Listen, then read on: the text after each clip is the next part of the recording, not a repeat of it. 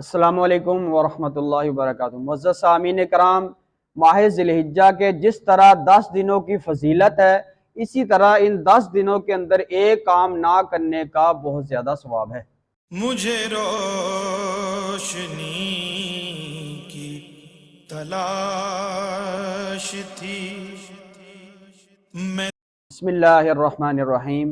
پیارے آقا علیہ السلام کا ارشاد پاک ہے، ابو داؤد شریف، نسائی شریف کے اندر یہ روایت موجود ہے۔ حضرت عبداللہ ابن عمر رضی اللہ تعالیٰ عنہ سے روایت ہے کہ پیارے آقا علیہ السلام نے ارشاد فرمایا، مجھے یوم الضحیٰ کا حکم دیا گیا ہے اور اس دن اللہ تبارک و تعالیٰ نے میری امت کے لیے عید کا دن بنا دیا ہے۔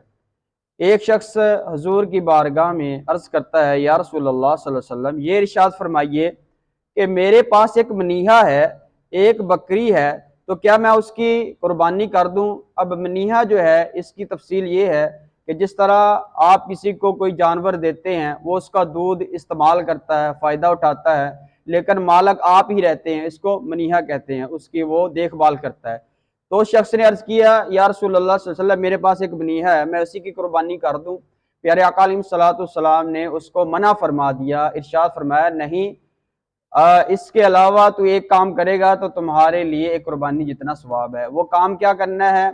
ابھی قربانی کے بعد جا کر اپنے بال، ناخن اور مونچھیں ترشواؤ اور اپنے منہ زیر ناف بال مونڈو، اس کے اندر تمہیں قربانی جتنا ثواب ملے گا۔ ایک اور حدیث پاک سماعت فرمائیں، مسلم شریف، نسائی شریف، ترمذی شریف، ابو داؤد شریف، ان چاروں کتب حدیث کے اندر یہ متفقن علیہ حدیث پاک ہے۔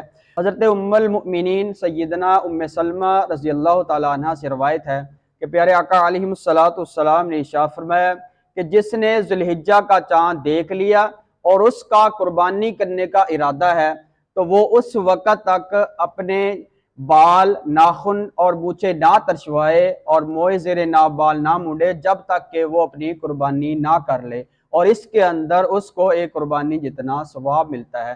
اللہ تبارک و تعالی عمل کی توفیق عطا فرمائے، آمین بجاہ النبی۔